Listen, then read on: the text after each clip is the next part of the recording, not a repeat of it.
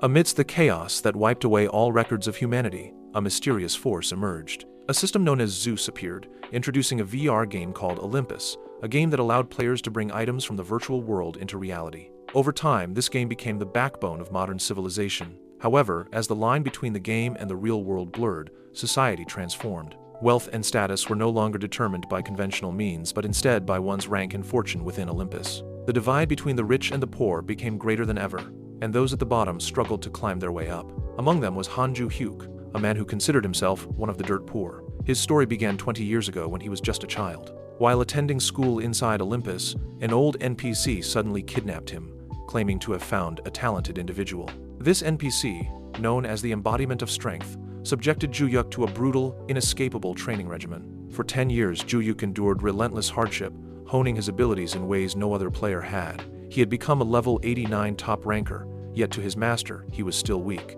According to the old man, anyone below level 99 was not a ranker at all. He urged Juyuk to trust him, promising to make him the strongest warrior in Olympus. But there was a problem. Juyuk had no money and no items. His master dismissed those concerns, believing that level and stats were all that mattered. Seasons passed, years blurred into decades, and Juyuk spent 20 years in relentless training. At the age of 26, his master finally declared that there was nothing more to teach him. However, reality hit hard. Despite all his training, Juyuk remained jobless in the real world. His skills meant nothing outside of Olympus. Still, hoping for a final reward, he remained by his master's side. When his master acknowledged him as his successor, Juyuk expected a powerful quest or legendary item.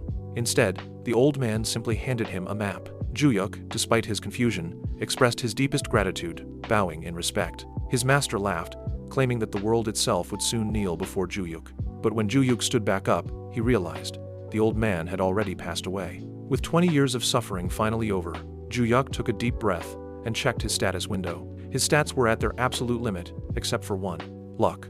Confident in his overwhelming power, he prepared to leave the secluded training grounds, eager to explore the world that had changed so much in his absence. However, just as he was about to step out, an error message appeared. Warning: abnormal leveling method detected. Before he could react, Zeus forcibly reset his level to 0. Juyuk could only stare in disbelief as all his hard-earned progress vanished in an instant. He had endured 20 years of torture, only to be sent back to square one. But then, as he inspected his status window again, something caught his eye. His stats had not changed. Despite being level 1, he still possessed the power of a level 99 warrior.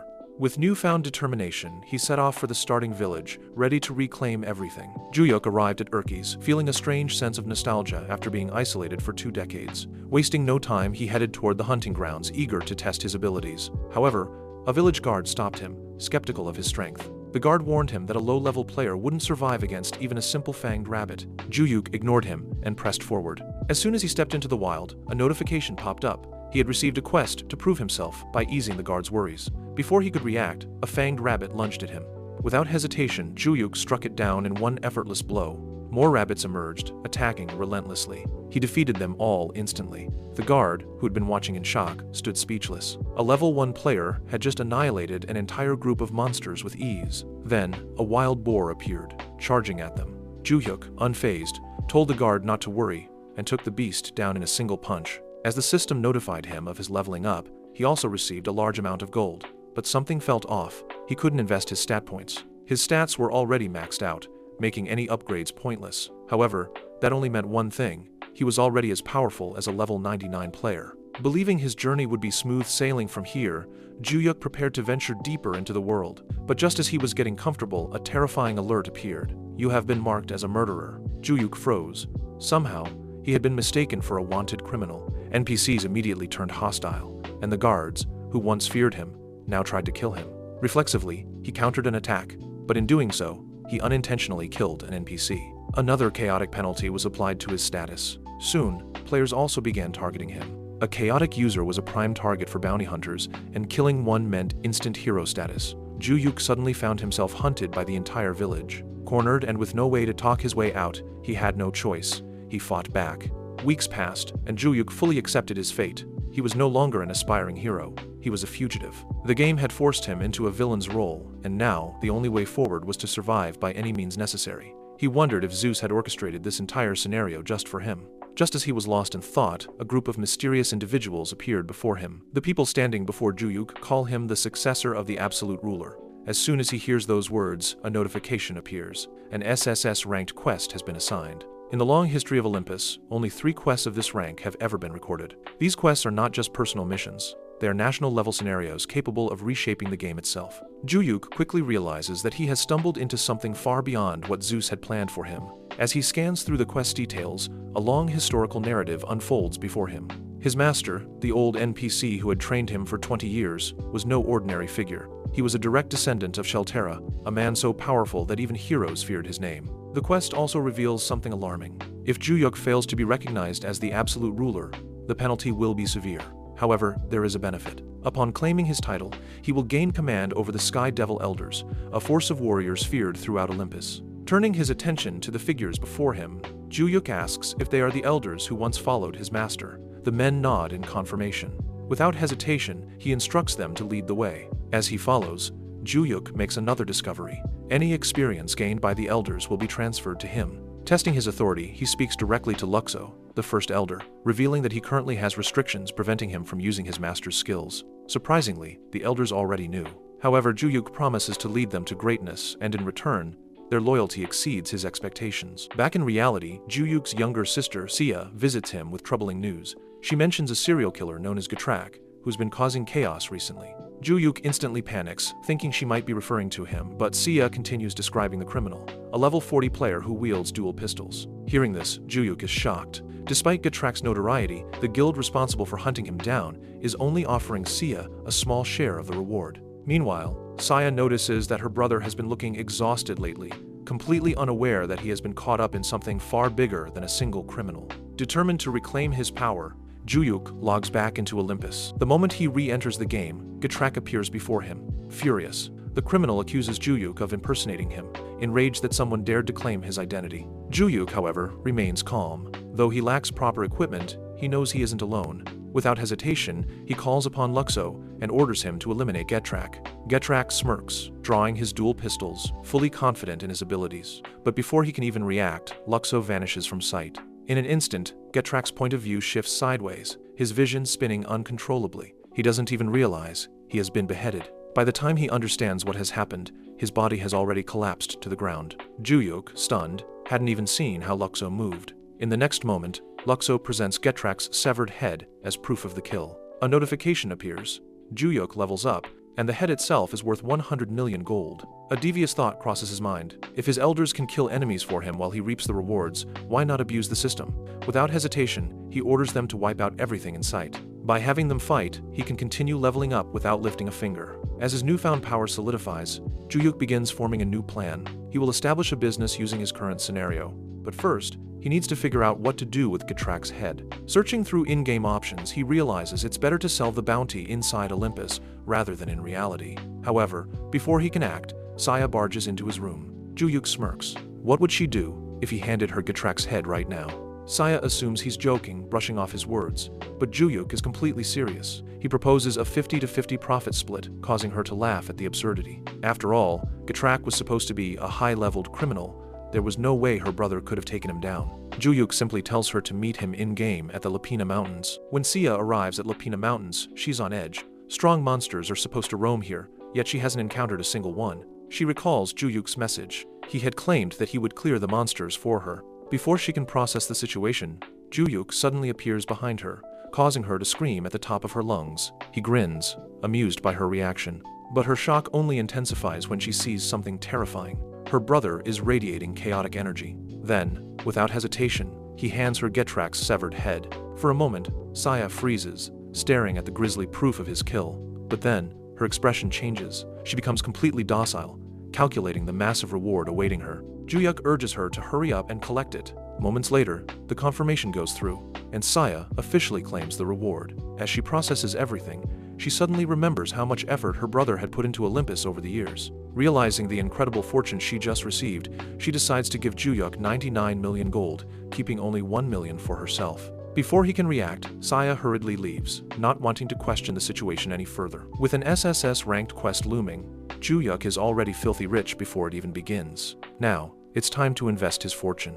That night, he asks Sia to buy various items for him, which she does without hesitation. Among these items are special tools that will help Juyuk gain experience even faster. However, Sia demands expensive war points as payment. As he realizes just how much money he's about to lose, Juyuk despairs, lamenting his dwindling funds. Determined to make up for his losses, he sets out once again, bringing the elders with him to the Zeph Mountains. As they approach, a group of players notices him. Their leader instantly recognizes Juyuk's chaotic status and sees an opportunity. Since Juyuk appears to be a beginner, the party prepares for battle, assuming he will be an easy target. But Juyuk knows better. As they close in, he feels a restriction placed upon him, likely due to his chaotic status. However, even with this handicap, it doesn't affect him in the slightest. The players attempt a surprise attack, but Juyuk simply warns them once. Ignoring his words, the leader strikes first, but to his horror, his weapon bounces off, dealing no damage. Another player follows up with an attack, yet Juyuk barely feels a thing. It's as if they were tickling him. As the battle erupts,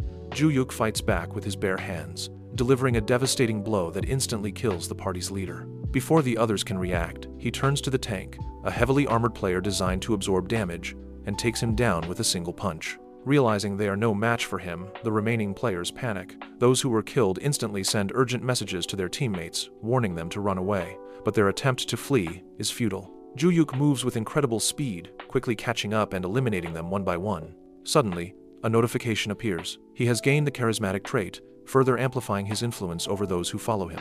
At that moment, Luxo appears and tells Juyuk to follow him. They travel for an entire week, and Juyuk, exhausted from endless walking, begins to complain. Finally, they arrive at their destination, a rundown village, which serves as the Sky Devil hideout. Juyuk immediately recognizes his master's involvement in this place. The system assigns him a new quest: rebuild the village. One of the elders steps forward, revealing that they have been waiting for Juyuk all this time. However, the village is in a dire state. There are no monsters to hunt, and the people are starving. Feeling a rare moment of sympathy, Juyuk steps outside and declares to the villagers that he will help them. In reality, though, he only wants their loyalty. Determined to restore the village, Juyuk heads out with Luxo to hunt monsters. However, Juyuk had already prepared for this moment days ago. Before setting out, he had asked Sia to purchase magic pockets and massive servings of porridge. As expected, Sia complied, and in exchange, Juyuk gave her a valuable blue stone to sell. Additionally, he had her buy warping stones to speed up his travels, though, unfortunately, they were ridiculously expensive. Meanwhile, Erda, the 12th elder, begins questioning Juyuk's leadership. He is willing to follow Luxo's orders, but he is uncertain if the other elders will feel the same way. Just then, Juyuk and Luxo return, bringing a massive supply of food with them. The villagers erupt in cheers, and their loyalty toward Juyuk soars. Leaving Luxo and another elder in charge of food distribution, Juyuk steps aside, only to be approached by Erda. The skeptical elder apologizes for doubting him. Juyuk smirks, already plotting something in his mind. He reassures Erda, thanking him for his newfound trust, and ominously promises to repay him someday. In that moment, Erda fully accepts Juyuk's leadership. He acknowledges that Juyuk is truly suited for the chaotic role he has taken on. As a result, Erda's stealth abilities will now be at Juyuk's disposal. During their next journey, Juyuk and Erda encounter a giant bear in the Latvia Mountains. Without hesitation, Juyuk takes action alone, defeating the beast in a single punch. He stares at the fallen creature, uncertain if the bear was weak or if he is simply that strong. Without dwelling on it, the two continue traveling until they reach their destination, the Amantium Dungeon. This beginner-level dungeon is swarming with academy students and instructors using the area for training. As Juyuk steps inside, he wonders how powerful the instructors really are. Before going any further, he orders Erda to activate his stealth abilities. Inside the dungeon, students move about casually, unaware of Juyuk's presence. However, as soon as they sense his chaotic energy, panic spreads among them. Frightened, they call for an instructor. Meanwhile, Juyuk makes an annoying discovery. His bad luck trait affects the drop rates, making rare loot even harder to obtain. Before he can dwell on it, one of the instructors arrives, eager for an opportunity to prove himself. He sizes up Juyuk, immediately underestimating him due to his low level. Believing this to be his chance to become a hero, the instructor mocks Juyuk, acting as if he has already won. Juyuk, unimpressed, ignores the taunts and tells the instructor to focus on teaching his class. However, as they continue to argue, the safe zone of the dungeon begins to disappear. With the protective barrier lifted, the instructor charges at Juyuk. Juyuk simply stands his ground, allowing the attack to land without flinching. The instructor is caught off guard. His attack had no effect at all. Realizing his mistake, he calls for backup, but Juyuk has had enough. With a single casual punch, he kills the instructor instantly. Turning to the terrified students, Ju-yuk issues a warning, ensuring they understand who they are dealing with. Then, without another word, he heads deeper into the dungeon. Reaching the center of the dungeon, Ju-yuk charges through the hordes of skeletons, breaking through their defensive fortress with a single punch. Should he be called the One-Punch Man at this rate? Undeterred, he continues clearing the dungeon with ease. Meanwhile, more instructors arrive, only to freeze in shock upon seeing the ruined fortress. Suddenly, the system announces that the dungeon has been cleared, leaving the instructors completely stunned. A while ago, Ju-yuk had casually stood in front of the dungeon core, allowing skeletons to attack him as he examined it. He had hoped the protective shield around the core would be strong enough to withstand multiple attacks, but with just one punch, the entire core shattered instantly. Turning back, he noticed the instructors standing behind him, still struggling to process what had just happened. Once again, Ju-yuk destroyed the dungeon effortlessly. With his stats rising, Ju-yuk finally reaches level 20. As he approaches the dungeon entrance, he finds a group of instructors waiting for him. One of them steps forward, demanding that Ju-yuk not harm the students. Ju-yuk simply smirks and replies. Ju-yuk has no intention of fighting the instructors from the start. Instead, he walks away, leaving them to watch in silence. The lead instructor, relieved that a battle has been avoided, exhales in relief. However, it's clear to him, Ju-yuk is an agent of chaos, and perhaps even the infamous Rufendel himself. Meanwhile, the real Rufendel is having the time of his life, hunting down players without mercy. However, news has reached him that someone is impersonating him. Annoyed, he decides he must capture the imposter before things get out of hand. Back in Sky Devil Village, Ju-yuk gathers the elders and asks if any of them specialize in long-range attacks. An elder named Zeta steps forward, eagerly volunteering for the task. Ju-yuk gives his next order: eliminate the incoming players who are planning to attack the village. Without hesitation, Zeta steps forward and summons the advent of the Yield God. A massive entity descends, and in an instant, the invading players are annihilated. Ju-yuk's killer's mark darkens, and to his surprise, his notoriety skyrockets. A new trait appears: Bloodlust. This trait applies severe penalties to enemies in PvP combat, weakening both their offensive and defensive abilities. Normally, this would be a curse, but for Ju-yuk, it only strengthens the loyalty of the Sky Devils. Zeta, having finished clearing out the players, turns his attention to the approaching monsters. Ju-yuk jumps into the fray, and with a single punch, he obliterates another creature. As the battle continues, a group of players secretly observes them from a distance. Zeta unleashes a devastating attack, shaking the battlefield. Ju-yuk watches in amazement, finding his power overwhelming. As they gather blue stones, a boss monster spawns in the area, the Black Cow King. Ju-yuk decides to handle the boss himself, and instructs Zeta to take care of the smaller enemies. However, Zeta suddenly warns him, more trouble is coming. A group of players has started approaching.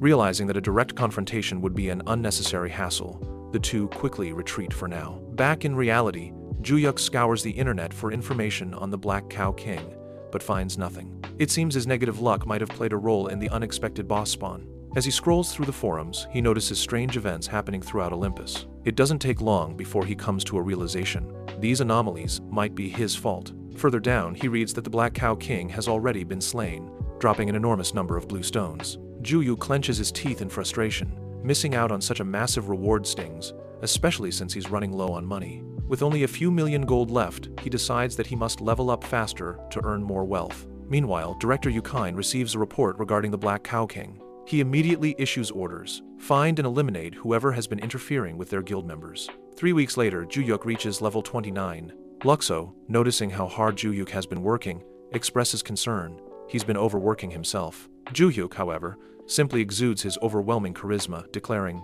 "I need to get stronger to make the world kneel before the Sky Devils." Luxo is deeply moved by his words. In reality though, Ju-yuk's true goal is much simpler. He just wants enough money to buy an apartment and a car. Just then, he receives a message from Sia. She informs him about an important world quest involving the 7 constellations. The quest requires the 7 constellations to unite and defeat the absolute evil. In addition, 7 hidden classes will soon be revealed. Ju-yuk ponders whether this might be related to him. Sia asks if he plans to take part in the event, but Ju-yuk knows he can't. He is an agent of chaos. If he joins, he'll be hunted down immediately. Realizing he needs to get even stronger, he returns to Olympus. Ju-yuk gathers the elders and announces his departure. He will be leaving on a solo expedition. For now, the village is left under their care, but there is still much to improve. His next goal is to level up faster so he can finally unlock the Passion Inner Key skill and follow his master's marked map. For now, he chooses to relieve his stress by slaughtering monsters. During his rampage, he gains a new skill: Weirdly Strong Fist. Reading the skill description, Ju-yuk grins. So now I can win any fight with just one punch? At that moment, Rufendel appears, furious. He immediately blames Juyuk for the chaos he has caused, demanding an explanation. However, Juyuk doesn't even know who he is. Instead, he simply laughs and calls Rufendel funny. This infuriates Rufendel even further. Outraged that Juyuk is impersonating him, Rufendel snaps and launches an attack. However, as soon as his infamous death nail lands, Juyuk barely feels anything. His HP only decreases by 3%. Juyuk is disappointed. Deciding to have some fun, he activates his newly acquired skill. With a single punch, he breaks through Rufendel's defensive barrier. Rufendel, assuming that Juyuk's attack is now on cooldown, quickly launches a counterattack. But before he can strike, Juyuk suddenly buries his fist into Rufendel's face. All of Rufendel's remaining barriers instantly shatter. Enraged, Rufendel prepares his ultimate technique. As Rufendel unleashes his ultimate skill, Heart Attack, Juyuk's excitement surges. Instead of dodging, he turns off his skills, allowing himself to face Rufendel's attack head-on. Seeing this, Rufendel assumes Juyuk is now defenseless and charges forward. The two clash, exchanging powerful blows. However, to Rufendel's shock, Juyuk survives without issue. Moments later, Rufendel collapses. Lifeless, Juyuk sighs, staring at the corpse with disappointment. For someone so high-leveled and infamous, Rufendel was incredibly weak. Strangely, no items dropped from his kill. Curious, Juyuk investigates and realizes he accidentally broke everything. Shrugging it off, he walks away, leaving Rufendel's corpse behind. However, the battle is far from over. Rufendel's soul is suddenly restricted, preventing him from escaping. A mysterious figure emerges, laughing as he inspects Rufendel's body. Realizing what's happening, Rufendel panics. He's about to be enslaved by this strange necromancer. Desperate, he pleads for a deal, offering to help hunt down Juyuk in exchange for his freedom. Back in reality, Juyuk and Saya celebrate at McDonald's, indulging in Saya's favorite burgers. Saya, however, grows suspicious. There's got to be a catch, she mutters. Juyuk's expression turns serious. He's been having a hard time getting item drops. To fix this, he proposes something outrageous, starting a business together. Saya calls him crazy, pointing out that the market is stagnating, and she's already busy with her upcoming promotion at the union. Still, she decides to hear him out. Meanwhile, Yukayan and his guild members discuss Juyuk. They've concluded that he won't harm them unless provoked. They also analyzed his battle with Rufendel and speculate that Juyuk must have a martial arts-related hidden class. At the same time, the guild receives a rare quest to capture someone named Ramtadian.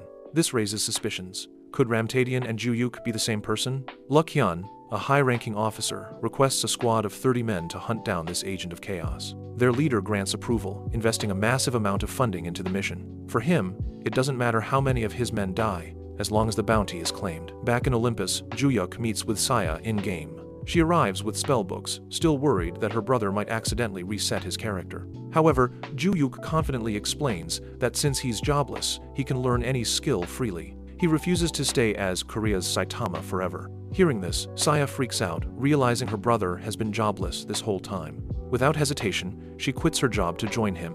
Juyuk, grateful for her decision, thanks her sincerely, telling her that they are about to make history together. As an experiment, Juyuk tests a healing spell on Saya. To her shock, the spell is insanely effective. Juyuk then casts buffs on Sia, instructing her to fight a giant bear, a monster that normally requires an entire party to take down. To her astonishment, Saya defeats it in mere minutes. Realizing the true potential of their skills, they decide to capitalize on blue stones, as their unaffiliated status allows them to sell them at full price. Excited, they set out for the dark wilderness to level up even further. Juyuk, without hesitation, aggroes an entire horde of monsters while Sia prepares a powerful spell. With a massive explosion, she wipes out the entire horde, sending even more blue stones raining down. Saya grins, feeling the money rolling in, but their success attracts unwanted attention. A raid team suddenly appears, challenging Juyuk to PvP combat. Juyuk laughs, amused that they needed an entire squad just to fight him. Ignoring his reaction, the director orders an immediate attack. Juyuk sighs as he is restrained, but within seconds he breaks free effortlessly. As a counterattack, he casts Fireball. Seeing this, the raid team doesn't panic.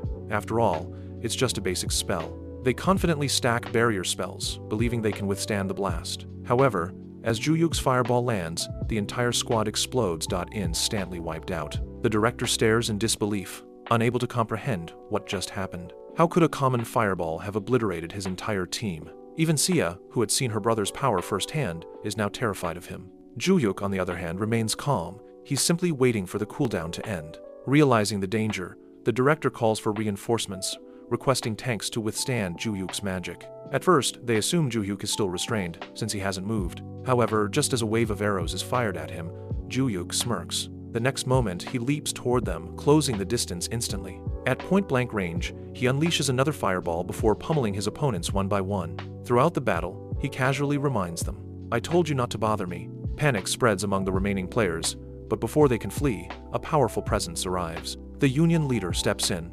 accompanied by a large number of reinforcements. They have brought an entire army, determined to capture Ju-Yuk. However, Ju-Yuk only sees one thing. They are all weaker than Rufindel. Saya, sensing the escalating danger, begins to worry. But before she can intervene, Ju-Yuk turns to her and gives a surprising order. "Attack me too. If she doesn't, she'll be." As the battle escalates, Ju-Yuk realizes that Sia needs to attack him. If she doesn't, she'll be suspected as his accomplice. Understanding the situation, Saya unleashes a powerful lightning spell, directing it straight at Ju-Yuk. As the electricity surges through him, Ju-Yuk grins with pride. His sister's magic has become impressive. At that moment, Saya hears a system notification. A special job change quest is triggered. Simultaneously, Ju-Yuk's killer grade increases and a new title appears. This title grants him immense stat boosts in PvP and player killing. As his sins deepen, the Sky Devil's loyalty also rises, further strengthening his command over them. Observers remain baffled. Is he a fighter? A mage? His ability to use both martial and magical abilities is unlike anything they've seen before. Ju-Yuk, amused by their confusion, clarifies that he hasn't changed classes. No one believes him. The Union leader and the director, convinced that Ju-Yuk has a hidden class with exploitable weaknesses, charge at him together. Their attack is swift, but Ju-Yuk is faster. He kills them both effortlessly. Watching this unfold, Saya turns to her brother, revealing that she too might have a special job change quest. To test it, the siblings enter a dungeon. Without hesitation, Saya attacks Ju-Yuk, her spells striking him repeatedly. However, to Ju-Yuk, the attacks feel like nothing more than mild pricks. Saya, refusing to give up, continues firing magic at him for an entire hour. Each hit triggers more notifications, informing her that she is gaining experience from attacking a sign-bearing target. Eventually, exhausted from non-stop casting, Saya pauses to check her status window. To her shock, she sees the details of Ju-Yuk's title. It finally makes sense why his power keeps growing. Meanwhile, Ju-Yuk, ignoring her revelation, notices a wave of monsters approaching. Without hesitation, he charges in and wipes them out with ease. Saya, still watching, suddenly receives a new system notification. She can now see records of Ju-Yuk's past actions and movements. She encourages him to keep going, urging him to push further. As the system updates the scenario, a final notification appears. The killer of thousands has escaped. A shockwave of energy erupts around Saya as she undergoes a complete job transformation. The system declares her the 7th constellation. Meanwhile, the Union holds an emergency offline meeting. The leader is furious. Ju-Yuk has become an even greater threat. To eliminate him, he decides to work with the directors to execute a new plan. Logging back into Olympus, he heads to a tavern, seeking an assassin for hire. He spends an obscene amount of money hiring Solmok, one of the top assassination groups. However, the moment he steps out of the safe zone, he is instantly beheaded. As his soul drifts in the void, he realizes that his killers were not from Solmak. Instead, they were members of the Abyss troop, who now sentence him to an indefinite afterlife punishment. A mysterious figure watches from afar, having anticipated the leader's downfall. He had been waiting for the absolute being to appear. Now, it is time to see if Ju-Yuk is truly worthy. Back in Olympus, Saya is still processing her new class as a pure white magician. Her experience gains have skyrocketed, and she is in complete disbelief at how powerful she has become. Turning to her brother, she thanks him sincerely. His existence alone granted her a hidden class. To avoid drawing attention, they whisper their conversation, keeping their newfound power a secret from others. Amazingly, just hitting Ju-Yuk had been enough for Sia to become a platinum rank hero. Ju-Yuk warns her to be careful, but Sia, now fully embracing her chaotic side, is more excited than ever to kill him. She assumes there must be some kind of hidden reward for eliminating him.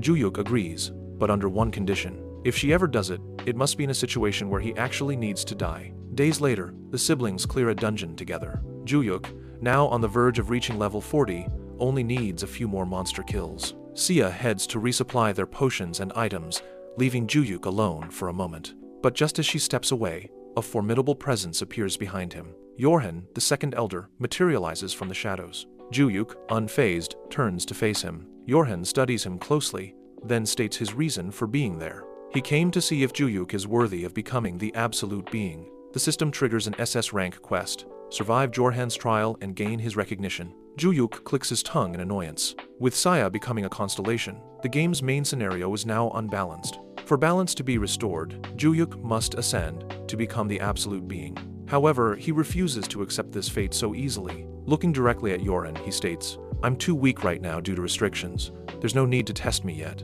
Yoren remains silent, listening intently. Juyuk continues, "Be patient. If you force it, you'll regret it later." Yoren is speechless. Juyuk speaks as if his victory is already guaranteed. Then, Juyuk delivers his final declaration. "I will soon master Sky Destroyer, the technique my master passed down to me." Yoren's eyes widen in shock. After a moment of consideration, he agrees to Juyuk's request, fading back into the shadows. Juyuk leaves the dungeon only to find something unsettling. The area is completely void of monsters. He checks his time point, 3 reals seconds remain. Just then, Sia contacts him. She had planned to stay away, but now she's dragging an entire monster horde toward him. Juyuk grins, watching his little sister charge forward. Praising her efforts, he flashes past the monsters, slaying them one by one. As the system confirms his level up to 40, Yoren reappears, watching from the distance. At that moment, Juyuk activates Sky Destroyer. His entire body surges with power.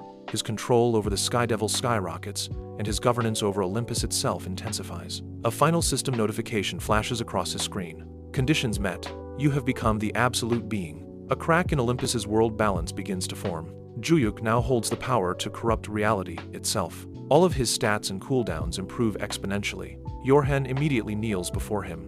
Juyuk, now at the peak of Olympus, smirks. And then, with a benevolent voice, Juyuk gains Yoren's recognition, solidifying his status as the absolute being. Suddenly, Saya whispers to him in a panic. A worldwide notification has just shaken the entire community. The absolute evil has been born. Players across Olympus are going crazy, debating whether they should hunt it down immediately. However, Saya knows the truth. The absolute evil is her own brother. She hesitates, feeling conflicted. Should she support him or try to stop him? But then, another realization hits her. Juyuk has surpassed the stat cap, pushing his base stats beyond 100. The sheer absurdity of the situation makes Sia log out, unable to process what she just witnessed. She immediately rushes to attend an emergency meeting. Meanwhile, as Yoren begins explaining the Salmak group, a raiding team appears. Their target, Ramtadian. Juyuk, already irritated, clenches his fists. "I'm not Ramtadian." The raiding team ignores his words and launches an attack. Juyuk, now beyond annoyed, eliminates them in under a minute. The raid commander, however, manages to block his first punch. For a brief moment, Juyuk is impressed. But the moment passes as quickly as it came. With a single strike, he smacks the commander into oblivion. As the system updates, Juyuk realizes something strange. The raiders were actually NPCs. With their deaths, his evil points increase once again. Just then, a new figure emerges, cloaked in a hood. With a twisted grin, the figure declares that he will make Juyuk his servant. Standing beside him is none other than Rufindel, his undead body reanimated, fueled by pure hatred. Glaring at Juyuk, Rufindel promises revenge. The hooded man then raises the corpses of the fallen NPCs, transforming them into an undead army. The undead commander, now feeling confident, declares that Juyuk's reign of terror ends here. But then, an unexpected system message appears. You have obtained control over all forms of black magic and necromantic products. The necromancer's face twists in horror. Before he can react, Juyuk takes full control of his undead army. With a simple command, he orders the undead NPCs to die once again. Turning his attention to Rufindel, he watches as the undead warrior struggles against his command. But resistance is futile. The system enforces Juyuk's will, forcing Rufindel into submission. Realizing he is completely outmatched, the necromancer panics and begs for mercy. Juyuk, now amused, casually grants her permission to leave. To everyone's shock, Rufindel suddenly kneels before Juyuk, swearing eternal loyalty. Juyuk smirks. He's just gained a new pet. Meanwhile, a mysterious woman watches everything unfold from the shadows. Frustrated, she mutters to herself, "He's too overpowered." She recalls something. Her master once told her to support a specific person. That person was Juyuk.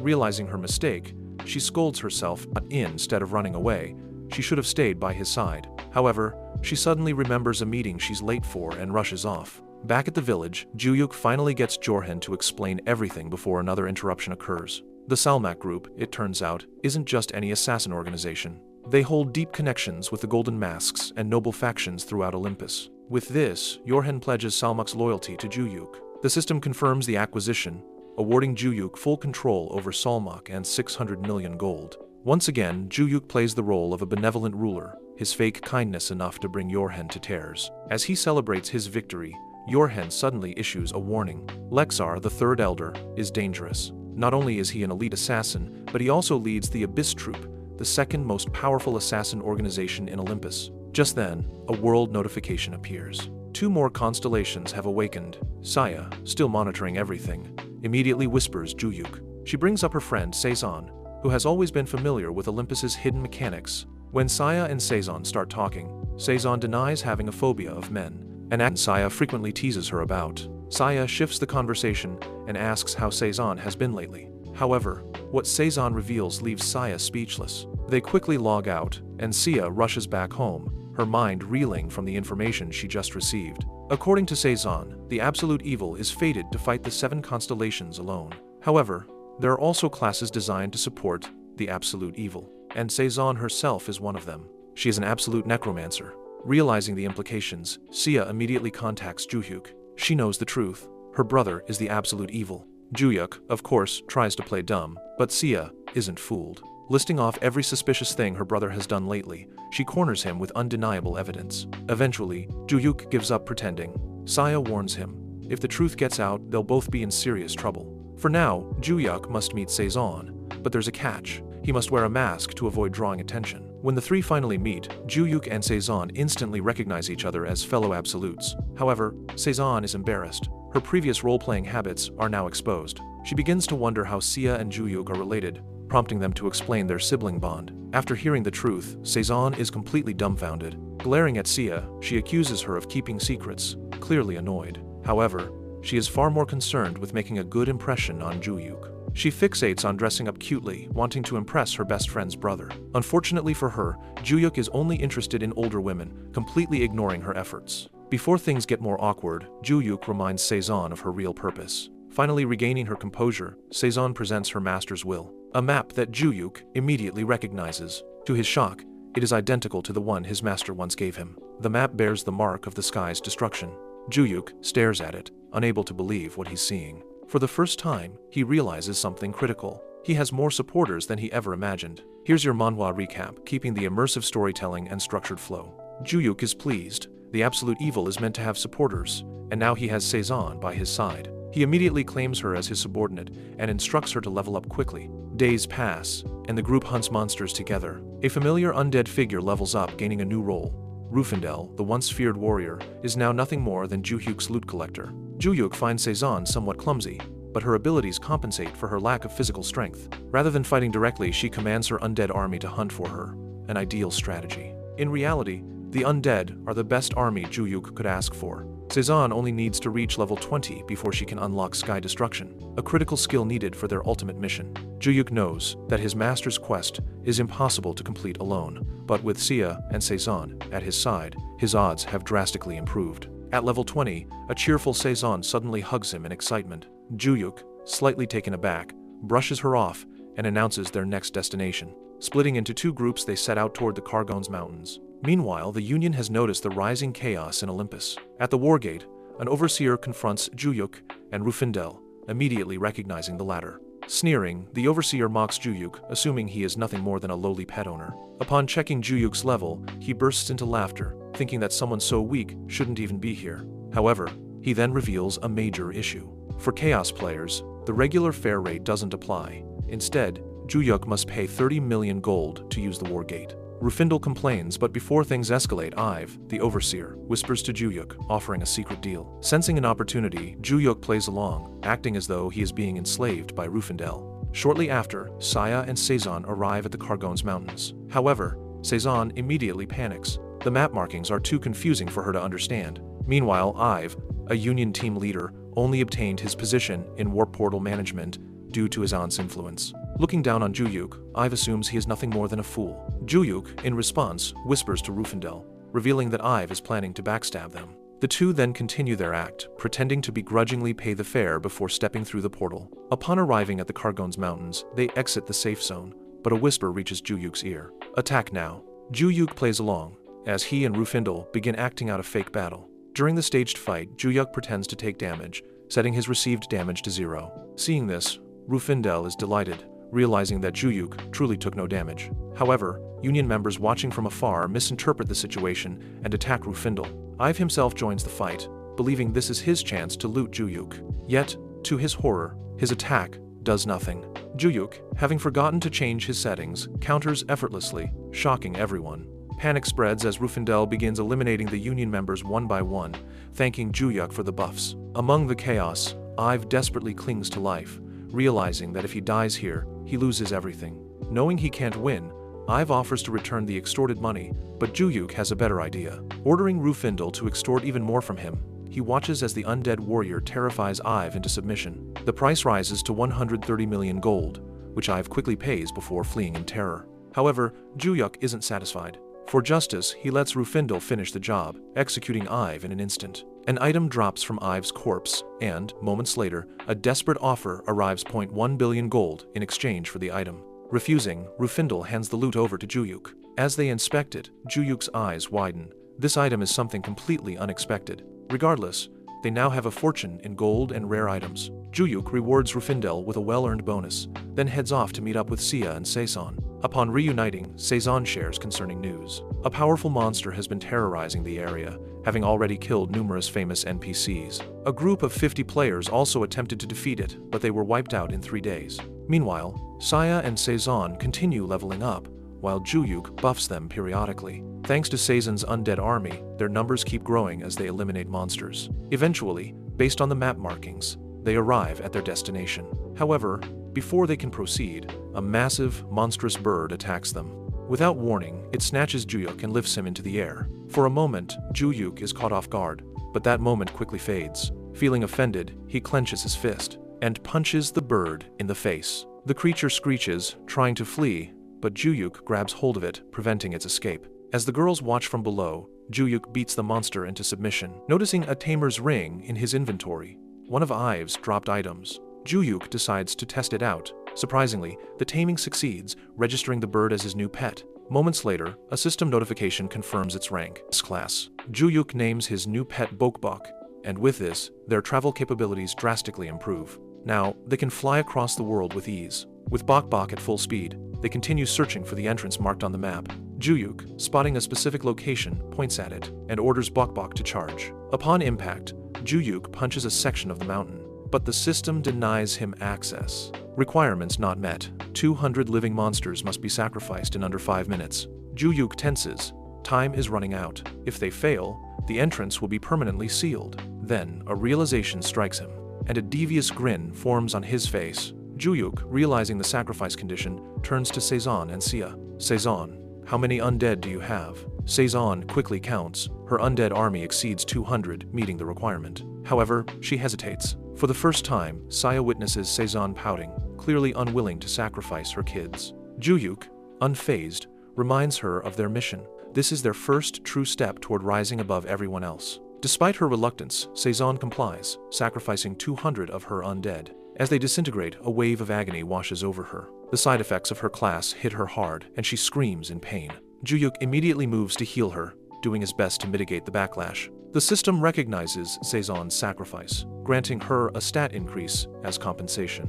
Moments later, the underground cave entrance opens, revealing what lies inside. It is the inheritance of Kelt. As they step inside, a system check activates, scanning their qualifications. A massive notification appears. The absolute evil must either defeat the 7 constellations or gain 3 powerful helpers. However, there is a catch. The 3 helpers must willingly give their consent. If they refuse, Juyuk's account will be deleted. At that moment, the truth dawns on Juyuk. His 20 years of hellish training had always been leading up to this moment. There is no escape from his destiny. After a brief pause, Sia, Saison, and even Bokbok give their consent. The trial gate opens, and the group enters together. Meanwhile, in real life, Ive panics. He had just received a gun warning from his higher-ups, a serious sign of trouble. Only now does he realize that Juyuk was actually Ramtadian all along. Desperate, he had already posted a subjugation quest to hunt down Juyuk, but the situation is spiraling out of control. As if things weren't bad enough, he receives a call from someone unexpected. Kai Musuk, a newly awakened constellation. With a voice filled with rage, Musuk swears vengeance against Juyuk. Inside the trial gate, Juyuk suddenly finds himself alone. A giant crow-like beast appears before him, standing in his way.